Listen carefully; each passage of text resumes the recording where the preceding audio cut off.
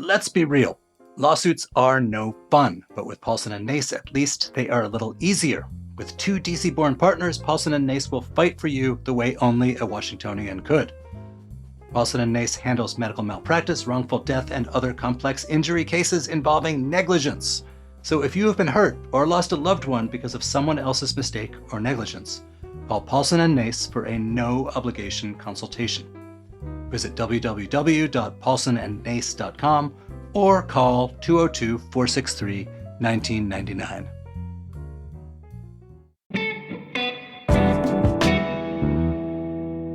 Today on CityCast DC. We are live at the Square Food Hall to bring you our guide to February in DC. You know, our show is all about covering the politics, culture, news, and businesses that make DC tick, but we want you to feel more connected to your city, and that means getting you off your couch. So we're here today with Jade Womack of the incredibly popular Instagram account ClockOutDC to talk through which activities are worth braving the cold for this month.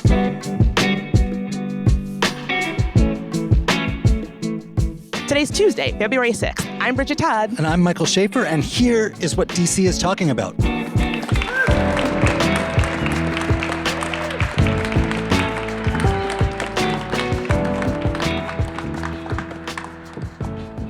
Thank you so much for being here. I am Bridget. I'm Mike.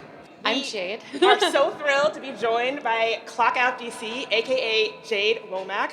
First, give it up for the Square, y'all. What a cool space, right? All right, so for those of you who don't know, January to many people is dry January, including to my dear friend and co-host Bridget. But it ain't January anymore. It is not. This is my first drink of 2024. Well, I had a cheat day, but first drink of 2024. Shout out to the Square for providing this drink. I'm pretty happy about it. And Jade, I have to say, I feel like you and I go back a ways. We do. I remember the first time that we talked, it was for CityCast DC, and it was a conversation about what it's like being this very visible figure in DC. We were talking about this stat before we got on stage. Yeah. 1 in 10 people in DC follow Jade's account, ClockOutDC. How many people out there is that true for? Wow, thank you all so much. So it being February, there's a lot going on this month. One of the things happening, obviously, is Valentine's Day. I know that people sometimes hate it, sometimes love it, maybe ambivalent. I see a big thumbs down back there. We truly are the loneliest city. Wait, is that true?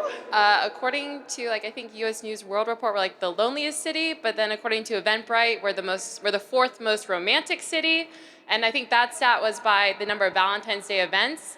So if you are lonely, there are many places, I guess, to celebrate Valentine's, but I don't know, yeah. So this year, what are some things people ought to do? Well, so the Library of Congress, I think I don't know, have any of you guys gone to the after hours events at the Library of Congress? Not many, well, some of you, great, yeah. It's actually one of the coolest happy hour spots in the city on Thursday nights. I think this is for March, but Elton John might be one of them, just as a plan. But that being said, for February 8th, they're having a Valentine's Day themed after-hour cocktail event from 5 to 7. It's gorgeous inside. They have so many different exhibits, and it's one of those events that you have to get a time pass for, but you're never too crowded, there's never a huge line, and it's a lot of fun. Nothing says romance like a national library. Especially in DC. Listen, I think also too, because afterwards you can go and look at the monuments at night. It's beautiful. As well, next door, the U.S. Botanic Gardens is there. It is the oldest museum on the mall as well. They have an amazing orchid collection. I just think I personally find DC monuments at night very romantic. So. Right, it's open and there's light against the darkness. I mean, in high contrast, District Tattoo always has flash tattoos on Valentine's Day. So if you want to get in line with someone and permanent your love, you can too. So. I feel like that's a great way to really cement a lasting, permanent love story is, we just first date, Valentine's Day, let's, commemorate it forever on our flesh. I'd like to see the data on those tattoos, because I have a hunch. I'm just saying that maybe there would be some regret down the line. Mm-hmm. Oh, you only live once.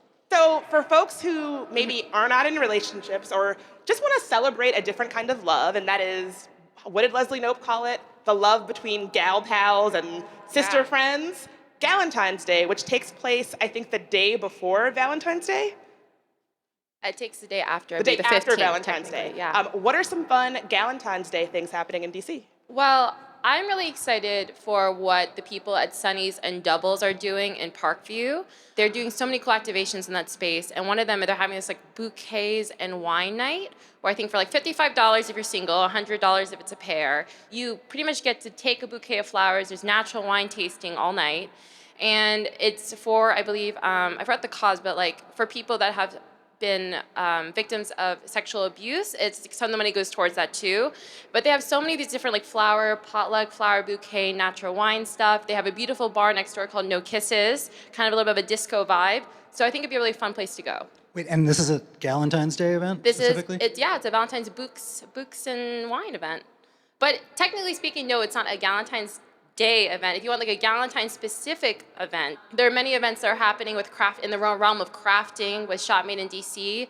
Reloom, another place where you can do crafting, which is in Barracks Row. They have this, I don't know if you've seen on TikTok, but the viral charm bracelets. More or less, it's a customized charm experience where you can go and pick out the charms, you and your friend, and you make charm bracelets together, and that would seem like a really cute Galentine's Day thing. Easter Market is so cute, and doing wine and events with that too. It seems that Galentine's Day is a bit of crafting as well. Can I come? No. We can make Mike, if you want to make a charm bracelet together, we can pick out charms for each other. I would totally make a charm bracelet with you. Really? Okay, let's do it. Is Galentine's Day the only holiday that started from a television show and now has kind of become real? I think it's the only one. Festivus. Festivus! Oh my, how did I forget Festivus? We gotta do a Festivus event next time. What are your thoughts on Galentine's Day, just out of curiosity? I think we celebrate our gal pals all year long. I personally, as much as I love going to events, I love having a Galentine's Day night of just like movies and a friend, ordering some pizza in, and sharing a bottle of wine and catching up. I think there's nothing better than like having people with you, because for a long time we couldn't do that. And I think in-person hangs are now the hot thing to do, to be honest. And I do think there's a DC-specific component here, the idea of DC being this lonely city. I don't know, we've done a lot of episodes and interviews about how DC can be a hard place to really find meaningful connection. And what I've taken away from a lot of those interviews is that you can really get out of it what you put into it. And so making time for celebrating your friends and having friends nights, and not just having it be networking events or romantic dates, but like friend dates too. So another thing to be thinking about is Lunar New Year. Yes. For folks who don't know, what is Lunar New Year? Lunar New Year is a celebration of the new moon and the new year. It's celebrated by people of Chinese, Vietnamese, and Korean descent, and we all have our own differences. In Korean culture, they eat particular meals. In Chinese culture, for example, we eat noodles for long life. In Vietnamese culture, they call it Tet, and they have their own animal zodiac. This year, we all align with the dragon. Last year, there was a little bit of issue. They were celebrating the cat, we were celebrating the rabbit. But it's just a year of celebrating the new year, and a lot of the traditions we have, for example, the lion dance was to scare off like this evil monster before with fireworks, and now it's just something I think that we do every year. We wear red.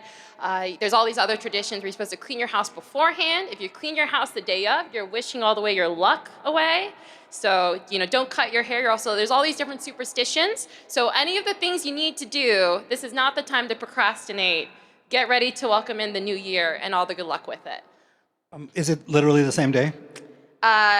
Lunar New Year is on February 10th. And that's the same day as Tet and the same. So Yes, it's the same day. And so, what kind of, for people who are not part of the community, if you want to like go take part in feasts or look at cool things, or like what kind of things are going on? Yeah, it's really beautiful how I think DC Lunar New Year has evolved over the times. Like I think when my mom and I would go to the Asian Art Museum as a kid, we had like that and the Chinatown Parade, and that was it. Like that was the festival. But this year, the parade is going to be happening on February 11th at 2 p.m., rain or shine, and it's a lovely event where you can see a lot of different talent from around the area. It's in Chinatown directly. But also, there's going to be different museum events. The American Art Museum has a really nice event if you have like children and crafting and all these different fun little performances, and that's on the 10th as well, which is right next door. So you could and if you wanted to do that instead. And if you just wanted to grab a drink and just welcome in the new year, Tiki on 18th on February 7th, they're gonna have a Lunar New Year happy hour. So come on through, get a drink. We also feed the lion money, technically. That's also a good omen if you wanted to do that. And then just celebrate the new year with them. Where's the lion that gets fed money? So the lion dance, it's two people, and actually it's something akin to like the amount of time people do ballet or like an art like that. That is the same amount of time people do for lion dancing. It's two people. There's usually there's a head and like a tail end. And then throughout the performances, sometimes people like swap in and switch, and there's a lot of choreography where people are lifted in the air and things. But the mouth of the lion, you're supposed to feed it with these red envelopes, usually full of money, and that's kind of giving them luck. If you didn't, but don't worry, like it's not like your luck is contingent on how much money you feed this lion. It's just something that we do. You mentioned that when you were younger, there weren't really a lot of things to do in the area, but now there are more. Do you have any sense of what accounted for that change? Is it advocacy? Is it folks really kind of pushing for the city to do more to commemorate this time? Yeah, I think it is a bit of advocacy. I think it's a little bit of like recognizing gentrification and the effects it's had on Chinatown and supporting that community. I think also too, a lot of the great people at museums and in the government are really creative about ways in which they can create these parallel lines. Like this year on the 17th, the Postal Museum is having a Lunar New Year event, which doesn't sound like what does the post office have to do? But every year they issue a stamp. Like every year, it's somebody's job is to design the Lunar New Year stamp. And so they're going to have a festival. So I think it's just people being really creative about finding ways in which they can tie things in together. And then now it's a much more an organic experience for all of us.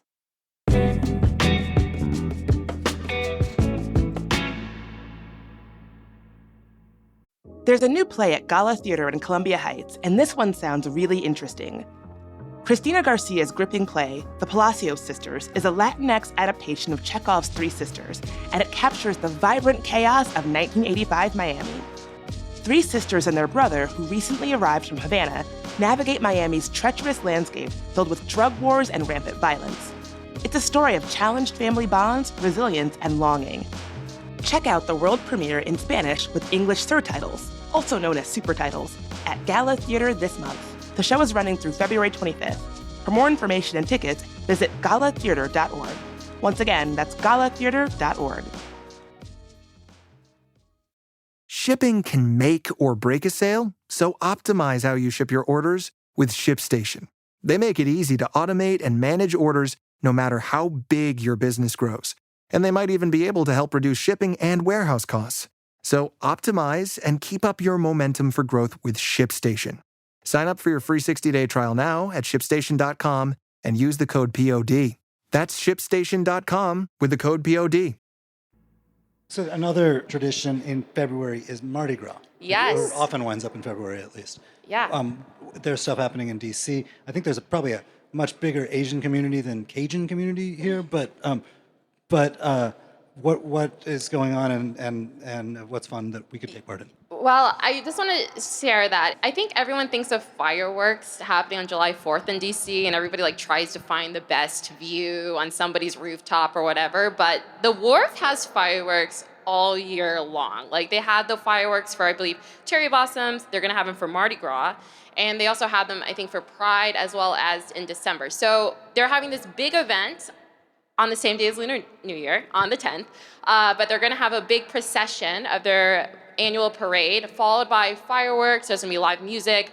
I went last year, and it's kind of cool because all the different restaurants and bars make their own floats. Like the mini golf cart that's been like in the back, or the loading dock, and everyone's like decorating it. And, there's like people throwing beads, and it's really fun to see how fun little creative people are with these different mini golf carts that they have in a procession. And then there's also just tons of different parties. If you wanted to do like an all-you-can-eat like buffet party of Cajun food, Due South has one, and so does Dauphines.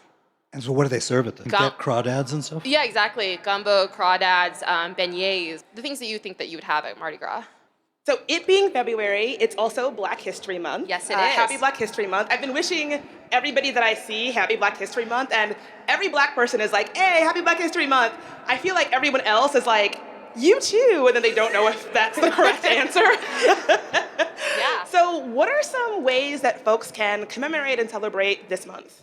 Yeah, so there's just so much programming that happens all throughout the month. And I'm just gonna just shout out to the DC Library, because every year they actually have a film festival that they curate on Tuesdays. And this year it's the 35th annual. African American Film Festival, and you can go and see different screenings of movies all throughout the month. They have so many different lectures. They have a lecture about HBCU. They have a lecture about gentrification and its effects on DC. I think what's really nice is that you have a celebration of Black joy as well. And one of the things happening on the 25th at Hotel Zena, they're going to have a Black Her Story focusing on Black female entrepreneurs market that you can stop by and shop. And then as well on the 22nd at the recently opened National Museum of Women in the Arts, they're celebrating Black female artists that night. They're gonna have this like special curation about Black art, and that would be really fun, I think, to go to as well. I'm glad that you phrased it this way, because I'm like on a one-woman personal campaign that when we have Black History Month or some sort of month that is meant to be celebrating an identity, it should feel like a celebration, right? Like I know that, trauma and hard things are part of our stories, but we're so much more than that. There's also film, there's dance, there's colleges, there's turn-ups, there's parties. Like, celebration and joy should be part of the conversation as well. Yeah, exactly. And I think these events, just to put a disclaimer, I think that there are events that are for our community, and then there are events for the public. And I think these ones in particular at the museums and the library are places to celebrate Black History Month for everyone. So generally, there's other things happening in February. You've got President's Day, you've got Speaking of holidays that no one says happy. Happy President's Day! You too, Bridget. Yeah, no one wishes anybody a happy President's Day. But it is in this dreary month, a long weekend. So people go away. Where should we go? I will be here, and I'll tell you what I'll be doing instead. How about that? Jade's expertise does not include... what is the Potomac River to me? Yeah, no, I just wanted to say, because there's such interesting things happening in DC all the time. You're talking about things are growing and moving. There's something I wanted to mention is that the Kennedy Center, last year they had a whole festival dedicated to rivers. This year they have a whole festival dedicated to forests. Stay with me here. Of course, there's gonna be themed food about celebrating the forests and the cafeteria and stuff. And they're gonna have artists perform at the forest. But they're gonna have this 360 immersive Northern Lights showing. It's $10. And the way that the photos look online, it looks like it's like a little Las Vegas sphere, and it's like a 30-minute screening. And I think it's probably one of the coolest things that's gonna come to DC, and I'm excited for it, and that starts on February 22nd. Oh my God, this is like kismet meant to be. So my father, who I love very much, Yeah. we had a whole conversation when I was home for his birthday, and he was like, the one thing that I would love to see before I depart this earth is the Northern Lights. And so we've been scheming and being like, oh, can we get to Iceland? Can we get to Alaska? Like, it's so hard. This might be a good runner-up if we're not able to do it. Yeah, I don't know if you guys remember the National Geographic Museum used to have those VR headset experiences beforehand. I think it's going to be very akin to that. At least that's what it says online. And the people at the Kennedy Center, they do great performance. They do great festivals themselves, and I'm excited for that. When you said that they had previously done a celebration of rivers, everybody's faces were like, what? But probably every fourth person was like, hell yeah. Rivers? Hell yeah. What about forests? What kind of percentage do we get on that? I saw some nods for forests. I think we can all take bets. It's next are going to be lakes, mountains, I think we're going to... Grasslands. Yeah, and also too, something to add as well that I hype up a lot is that there's so many film festivals that come in DC. Every embassy has film festivals. You have the Environmental Film Festival coming up next month. But this month is the Mother Tongue Film Festival. I think a lot of people are familiar with the Smithsonian Folklife Festival that's on the hottest time of the year in the National Mall. It's right before the July 4th fireworks and a little bit afterwards. They do this thing called the Mother Tongue Film Festival where all across the Smithsonian you can see films in random languages and endangered languages. And it's really fun to go and experience it because there's nowhere else that you'll ever be able to watch a film in Inuit. Let's all be honest with it's very hard to find this, and we're so lucky in DC we can experience these other cultures, and it's free. So why not? Where are the films screened? The films are screened all throughout. There's going to be the one at the Hirshhorn, the Natural History Museum. It's not just the American Indian Museum. I think that would be the default place that we'd all think, but it's in all these different auditoriums that you can experience it. Because a lot of these places that are built into particularly the older Smithsonian buildings, these are actually the physical auditorium space is itself really cool, and it's not like you're going to see a movie at the multiplex. Yeah, it's kind of in the it's on the first floor in the bowels in the back. I don't think most people know that the Natural History Museum has a huge auditorium that sits maybe about this crowd of people, but it does. Honestly, I'm happy that you said this because we are really lucky in DC We are. to live in Yep. a city that has so much cultural richness on display that we can really take advantage of. It is like the embassy film festivals. It's sort of a, the taxpayers of like some distant country are paying for us to be entertained. And this is soft power. It's theirs, not ours. But it's pretty awesome that we have access to that. Yeah, I'm a big fan of the House of Sweden. They always have fun events that are like Swedish. They also have Pilates. They also hope have so. Pilates on the roof. Yes, they have a beautiful space, a rooftop. Yeah. Shout out to House of Sweden. Wait, so I have a question for you, Mike. Of all the things that Jade has given us, which are so many, so plentiful, is there anything that you're like, I'm definitely going to that. I'm writing it on my mental calendar right now. I'm into the Mother Tongue Film Festival. I can see this. And I'm not going anywhere this month. So the thing about watching a movie in another language, particularly another language that's not so frequently heard, is you can kind of pretend you've traveled someplace for that. What about you? What have you heard today that you? Oh, there's so absolutely many need to good do? ones. I think that Northern Lights thing, because I've been wanting to see the Northern Lights my whole life. I've never seen them. And just the idea of even getting to have an experience, let alone like an immersive one right here in DC, is amazing. Do you think your dad would be into it, or do you think he would feel like you were kind of being a cheapskate and not taking him to Iceland? He's so grouchy. I think he would put on a brave face, but then talk smack to everybody else in the family. Like, she said we were going to Iceland. This is not Iceland. Jade, what about you? Like, if there's I know you're a lady about town, but what event are you like most deeply looking forward to? So this is an event I did not mention, but I think I'm gonna. So let me buy a ticket first before anyone else buys it. But Profs and Pints, they have these interesting lectures, and they have one about the orcas versus the yachts on February 15th. So I'm excited to buy a ticket for a lecture about. Are we all Team Orca? Yeah. Yeah, exactly. So Give it up for orcas. There's not one person here on Team Yacht. Eat the rich, Mike. And I think the lecture is like $14. Those orcas have been sitting pretty for too long. Yeah, and they have a whole slur of like a whole group of like lectures. They have one about like the orgasm gap. They have one about like mental health. They have many lectures. The love lecture, like what does it actually mean to be in love and the chemicals released. But the orcas versus yachts on February 15th. I'm like, I think I'm gonna make that one. Okay, so nobody buy a ticket to this. Jade is gonna Give me 15 minutes Give her to 15 run. minutes to go click buy on a ticket, and then buy your tickets. Or everyone buy a ticket and then tell me what your price is, and I'll come find you. I'll Venmo you. We'll be holding an auction later for these tickets once it sells Orcas, out. yeah. Is there anything else that people should know about happening this month that we did not ask about or did not mention? I don't think so. I mean, I would just say like pace yourself because there's just so much happening in this month, and don't have any like fear of missing out because there's just so much more coming in DC as well too. You have an extra day this year. Yeah. Leap day or leap year? Is that right? That's right. Yeah. Well, Jade, thank you so much for being here. And thanks to all of you for coming. Give it up for yourselves. Thanks, Mom.